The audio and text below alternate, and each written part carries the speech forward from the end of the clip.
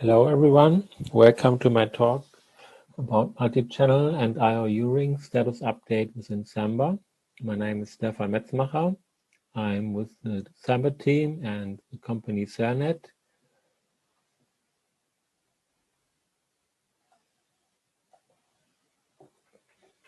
So the topics for today are: what is SMB3 multi-channel? What's the status of multi-channel in Samba 4.4 back in 2016? Which updates are included in the upcoming 4.13 this year? What is iourivfs? What's the status of the VFS iourivfs VFS module in Samba 4.12? Future improvements, and then of course some questions or feedback. So what is SMB3 multi-channel? This is multi-transport connections could be bound to one logical connection within the SMB protocol, SMB3. And the key is that we have multiple network interfaces and bind them into one logical connection between client and server. This is good for performance reasons, so the bandwidth could be shared among the links, and also for availability. If one link goes down, the others can take over. It's also important to have new transport with RDMA, InfiniBand, Rookie, iWarp. So these are transport without TCP, at least not raw TCP, which is the default for SMB. But multi-channel is more or less generic. It just can also negotiate the other protocols, but TCP is the main one, and from the SMB protocol there's not much of a difference between the transports. So the key is all transport connections share the same client GUID. This is a value sent by the client in the SMB2 negotiate request on each connection. And this is important for Samba in order to move all connections into one process. The authenticated binding is done at the user session level. So with SMB3 we have a session ID which identifies the authenticated user. Then we have a tree ID which basically sets up the tree connect to a share and identifies that. And we have the file ID values, which are the IDs for open files and open directories and so on. And all of them are valid on all channels which are bound to the session. The available network interfaces are automatically negotiated between client and server. After the initial connection over TCP, the client issues the fsctl query network interface info list, and the server responses with a list of IP addresses, IPv4 or IPv6, together with an interface index, which is used in order to allow the client to distinguish between different hardware interfaces and logical interfaces based on the IP address. Then of course the link speed of the interface returned, and then the RSS receive side scaling and RDMA capabilities of the interface, so that the client can do a better guess on what is the best to choose when using the interfaces against the server. So for multi-channel, I/O ordering is very important. So basically requests could be get lost between the client and the server, but also the response can get lost between server and client. And it's not really possible for the client to know the difference between these two situations. For that, SMB3 has the concept of replaying requests. This is part of the SMB2 header. In the flags field, there's a replay flag, and there's a special error code file not available, which basically indicates that the client should retry the operation after a little while in order to progress. So state-changing operations need replay protection. This is basically operations which could be executed only once. This is, for example, SMB2 create that uses a create GUID to identify the operation, and the server maintains a cache with the create GUIDs in order to detect the replay and resume the replay. With SMB2 log, the server has an array of sequence numbers, and the client specifies an index into that array and then sends a sequence number and increments it at every replay.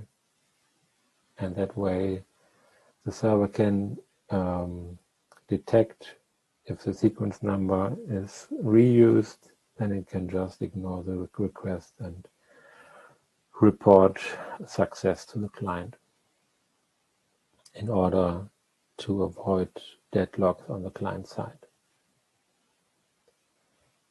The thing is that Windows only supports this on resilient and persistent handles, while the documentation says it should also be supported for multi-channel, and a recent document update also specifies it for durable handles, and the future version of Windows is hopefully fixed and behave like the specification.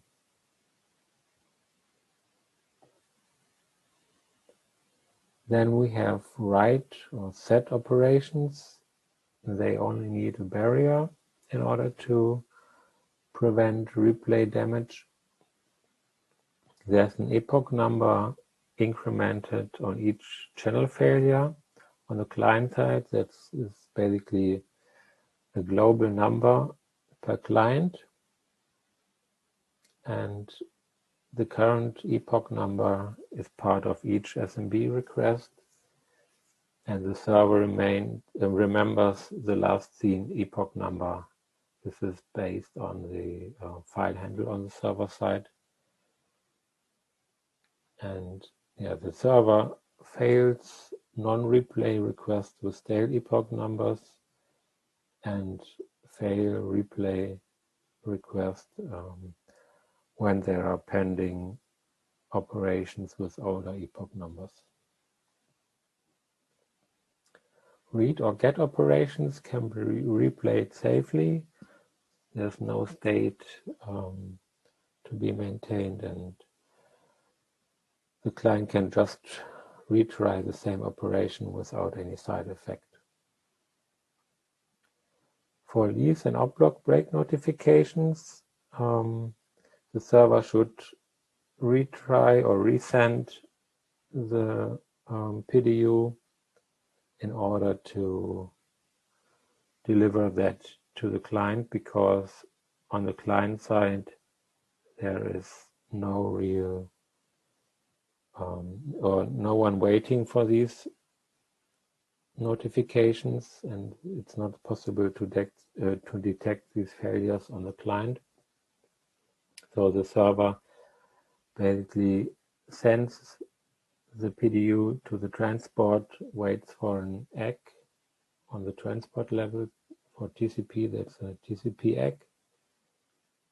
And on a channel failure, they just try the next channel. And the special thing is that Windows doesn't retry for oplogs, only for leases.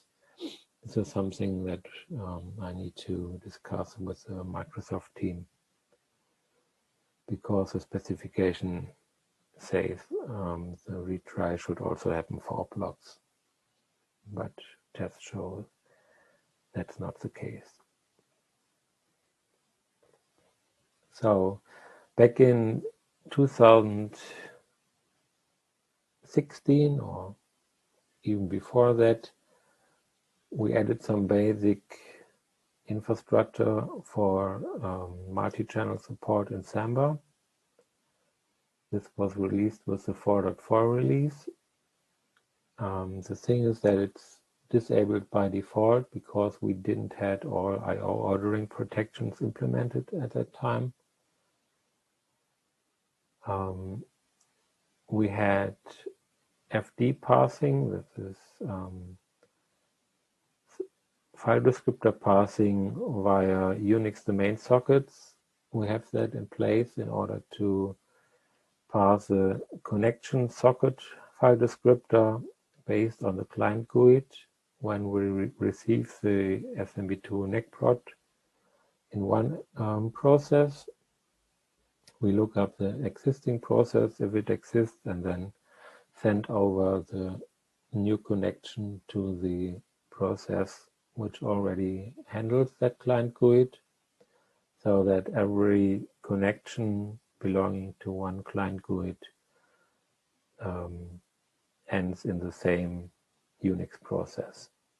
This is important for us because that way we can easily share all resources amongst the connections. Then we had an extension to the interfaces option in the smb.conf file, where you can specify the interface index, speed, and capabilities,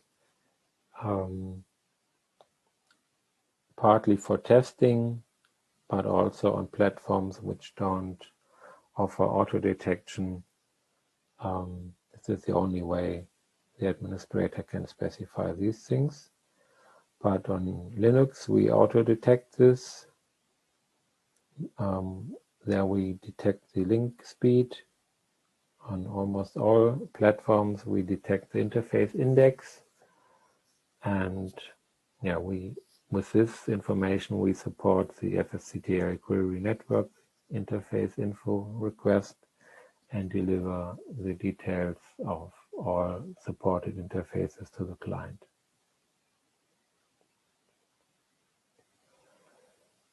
We did a lot of internal rewriting with the data model we had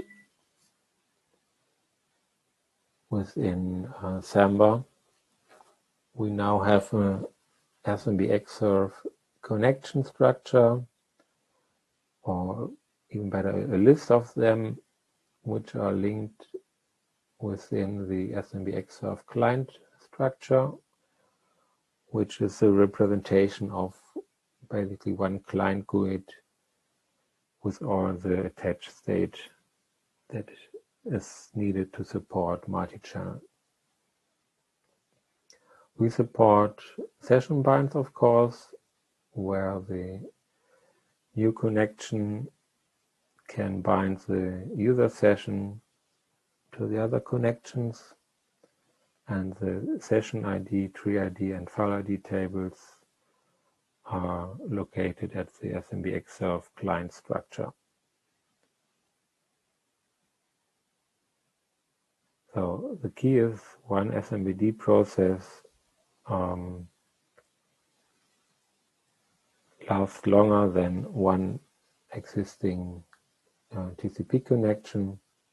So only when the last connection of the client GUID exits, we terminates the SMBD process for that client. 4.4 implemented the following IO ordering protections. We implemented the SMB2 or SMB3 create replay detection. A bit later, we also implemented the channel sequence number verification for the write and set operations, the fence for that. That came with 4.4.4. But the problem was that the following was still missing: the SMB2 lock sequence replay detection, the retry when we did the lease or op block break notifications, integration with CTDB clusters, and also an important thing, we didn't have automated regression testing because the socket wrapper library we are using for testing didn't support FDpassing.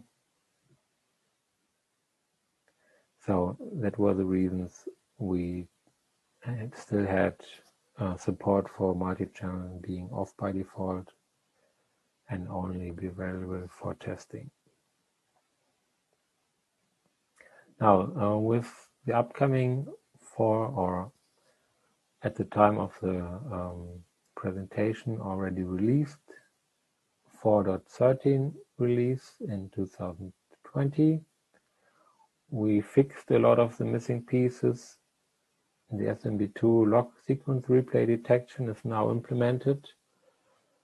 And yeah, as I said before, while Windows implements that only for resilient and persistent handles, recent updates to the MS SMB2 document propose that it should also be implemented for durable handles and multi-channel. And of course, Samba now follows the specification by default, but there's an option SMB2 disable lock sequence checking equals yes, where we can disable that if it would turn out that clients require the Windows behavior. We integrated with CTDB. We just added the basics. So the key is that a client can only talk to one node at a time. And because of that, we need to make sure that the clients don't see the public addresses of the other nodes and only return node local addresses in the FSCTL query network interfaces call.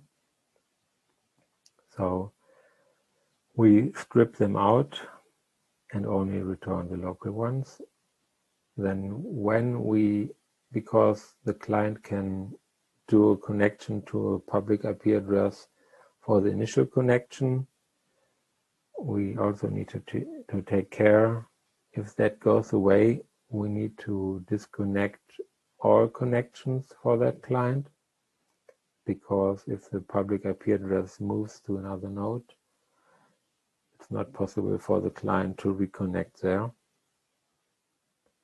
There might be room for more advanced logic in future here, but these were the key points in order to have something sane, releasable for the CTDB interaction.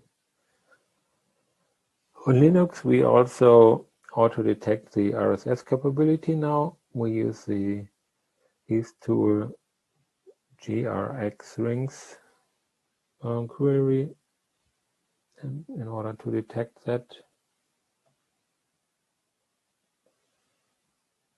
The retry of lease and op block break notifications is now implemented.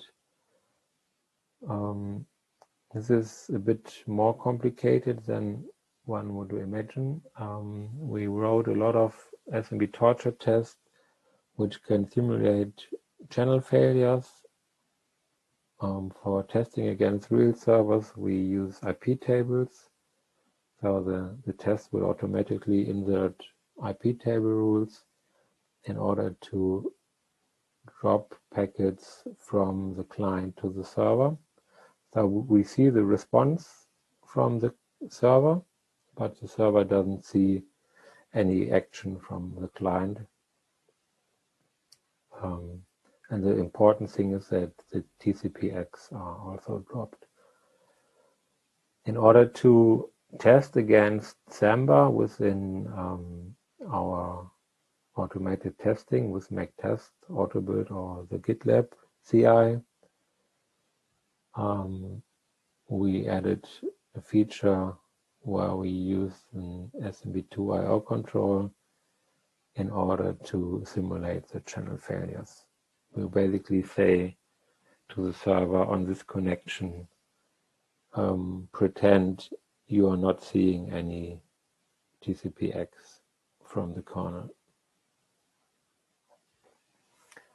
And because of this strange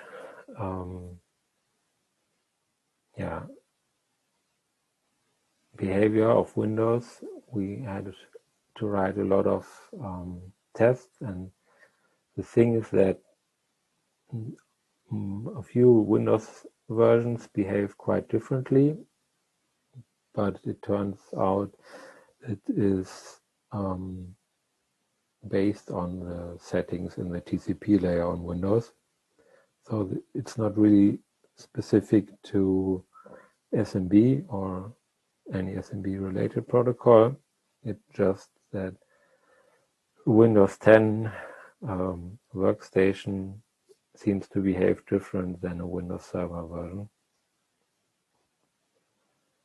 And the TCP layer retransmits after a timeout, the RTO. Depending on the version, the RTO is between 0.2 and 10 seconds. And after 5 retransmissions, the connection is marked as broken. So if the retransmission timeout passed for 5 times of the retransmission timeout passed, then the connection is broken. So the failure is typically detected between 1.5 seconds or 20 seconds. So it's a very wide range, which at first seems confusing when you try to write automated tests against Windows, but you just have to deal with the variety, and it was a bit tricky, but now we have tests which pass against all versions of Windows. And that testing also showed that that Windows only uses the last channel for op logs without a retry, and for leases it tries the first channel and then moves along the channels if the former channel fails.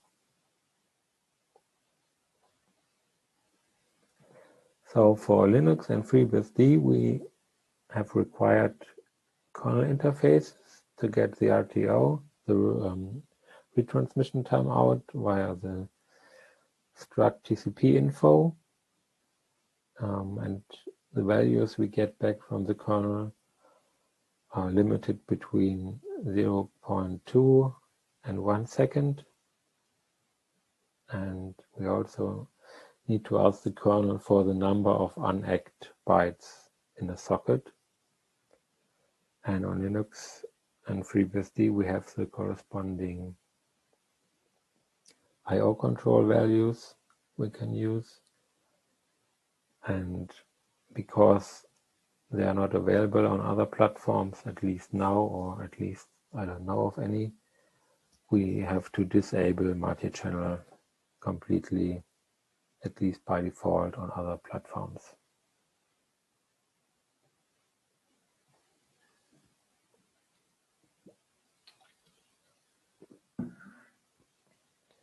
So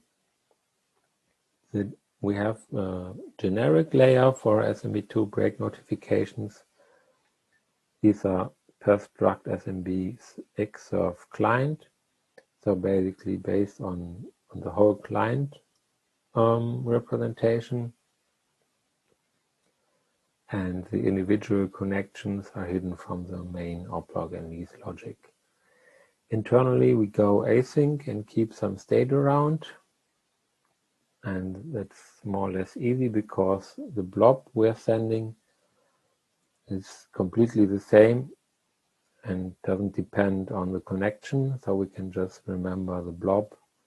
It's not signed or encrypted, so it's not based on any per connection session key or something like that. So we can just send the blob to the transport.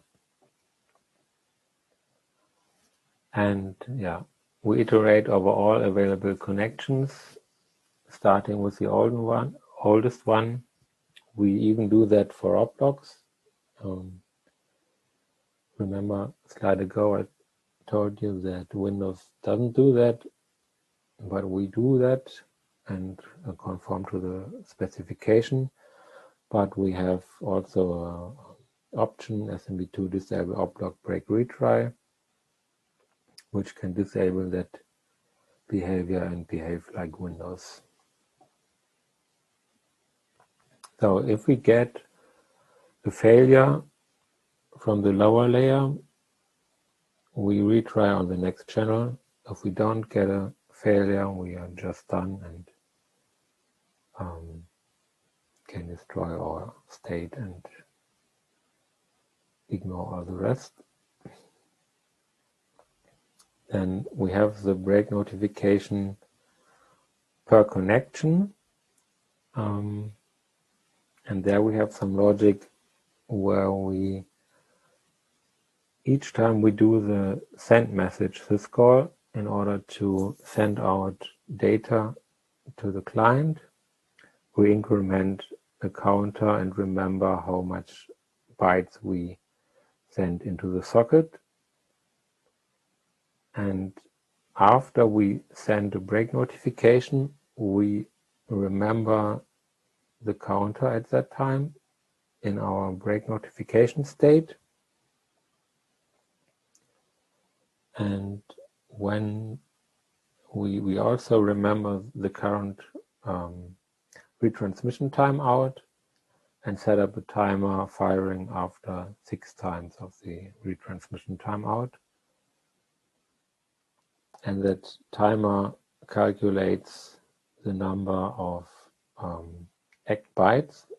So basically, as we send or remember the bytes we send out on each send message and know how much bytes we send into the socket.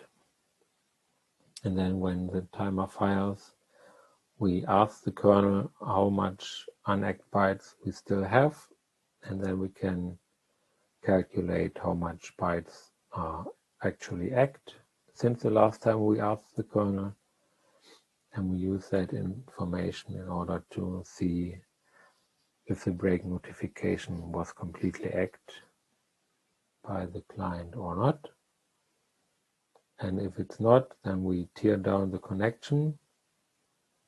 And on this tear down or any other tear down, because of a broken connection, we report an error to the upper layer.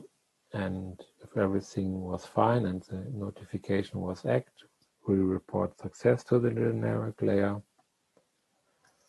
And yeah, on any connection tear down, we report a failure to the generic layer, and that in turn retries on the next channel.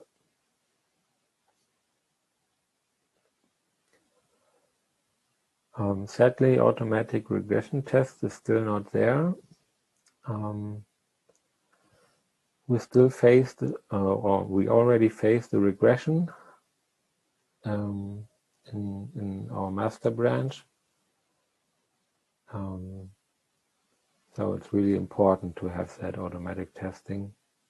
in auto-build and GitLab CI before the code changes hit our master tree. So we have, or what we basically need is that socket wrapper needs support for FDpassing. And we had a design for that, but it turns out that for Samba we can simplify that because we don't have any state or any sockets shared between multiple processes. So Samba basically just passes one connection from one process to the other, but then only the new process uses the FD. So there's no sharing between file descriptors, just passing of them. And the design we choose to implement that is that we create a temporary pipe where we send the socket wrapper metadata to, and then that new temporary file descriptor is added to the end of the past file descriptors, and the receiver can get that pipe and read the data from there and rebuild the metadata in memory. This is almost ready, and the first automatic tests also with a complete Samba pipeline worked fine. There's some small things we need to fix up and add some more unit tests and so on, but this will hopefully be ready for 4.14. But the problem is that during the latest development we found a few new problems. One problem was that when a connection is passed from one process to the other, we didn't wait for any acknowledgement from the receiving process. So there's a race when the existing process is currently tearing down and the new process still sees the existing process and passes a connection, then basically both of them disconnect the connection and the client gets a TCP disconnect also for the new connection. And the fix for that would be that we just send the connection to the other process but wait for an answer from the receiving process, and only when we get that, the current process terminates itself and drops its end of the connection. Then we have another problem where we have pending async operations. These are based on each connection basically, and when a connection is disconnected, currently we cancel all operations on that particular connection, but in order to get the replay semantics right, we need to keep them running because the client needs to see the correct replay semantics or similar things on the other connections. So for example, we need to do some research when we have an async create on one connection, maybe that waits for an op-log break or something like that from a different client, then the connection drops and the create is replayed on the other connection. Then we need to make that work and find out the exact details how that is supposed to work.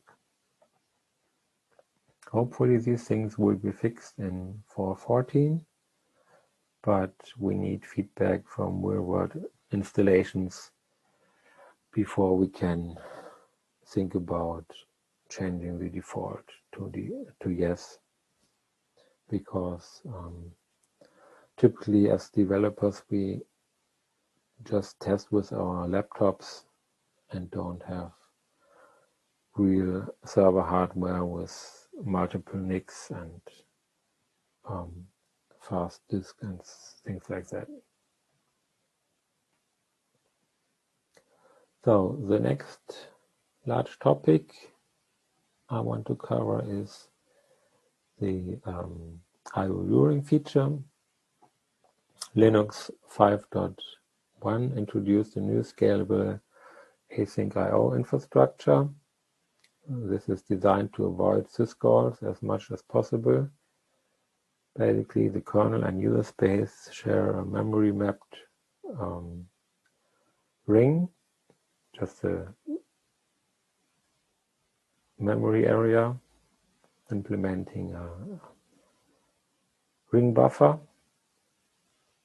And there are two buffers, a submission queue ring buffer and a completion queue ring buffer, SQ and CQ. If you want to learn more about the basic concepts, there's a great article on lwn.net. Just click on the blue characters and follow the link there, or just search for that string on your favorite search engine. So relevant features for Samba are the following. With Samba we have interactions between user space and file system, but also between user space and the socket. And the first optimization or feature we can use is just between user space and the file system.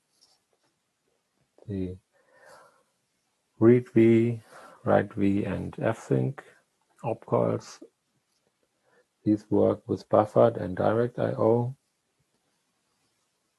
and these can be used to implement async I/O in our VFS layer. Then between user space and the socket, and also the file system, we could use the send message and receive message opcalls. And then in order to avoid memory copying, we can use the splice and T features in order to transfer pages from the file system directly into the socket. Then there are some SQPOL and async flags we could use. These are used to instruct the kernel to create special helper threads and for offloading the I/O to a different thread. Because in the optimized case, the operations are executed inline without blocking and don't get deferred into a kernel thread. Then for path-based syscalls, there's also an implementation of OpenAdd2 and statx calls, which can be used from Samba to open a file and get information about a file. And the great thing is that there's a register personality feature where we can basically capture our current Unix token, the UIDs and GID arrays and so on, and keep that referenced by an ID and pass that ID to the individual syscalls. So the OpenAdd or statx are executed on behalf of the pre-registered Unix token, and that makes it possible to do async impersonation. For Samba 4.12, we added an iourivfs module, and that implements the pread, prewrite, and fsync send and receive async pairs. So this is basically replacing our or overloading our pthread pool default implementation, where we do the raw pread, prewrite, and fsync syscalls within a helper thread. And by avoiding this thread pool overhead, I was able to improve the performance for a very basic benchmark where we get a large file and write the to DevNull from 2.2 gigabytes per second to 2.7 gigabytes per second. So this it's a good improvement, but it's only one side where we could, or where we did use the improvement, but yeah, it only avoids switching between context between threads and also between user space and kernel space. But we still copy the data between the user space buffer and the file system page cache. So the data path between user space and socket is completely unchanged. And for both cases, we burn a lot of CPU while doing basically a mem copy. In future, I would see a lot of potential from further improvements. I did some testing where I activated the sendfile feature in Samba.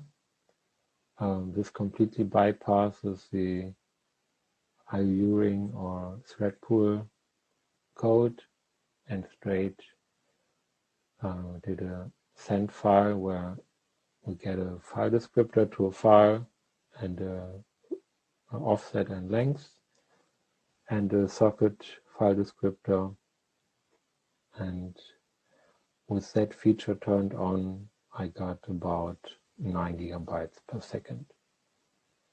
So this completely avoids the copying between the file system page cache to a user buffer and from the user buffer into the socket buffer again.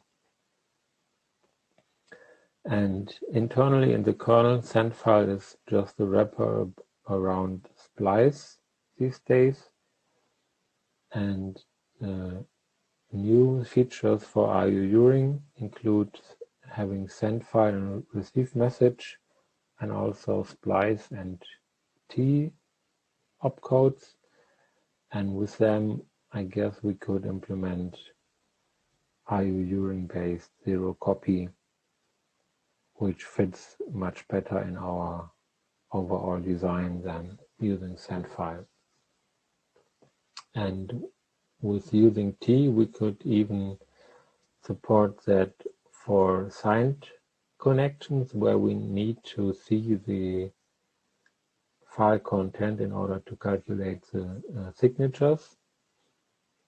But we could use T in order to copy data from the file to the user space buffer, but we don't need to copy that back to the socket buffer. There we can just use splice directly between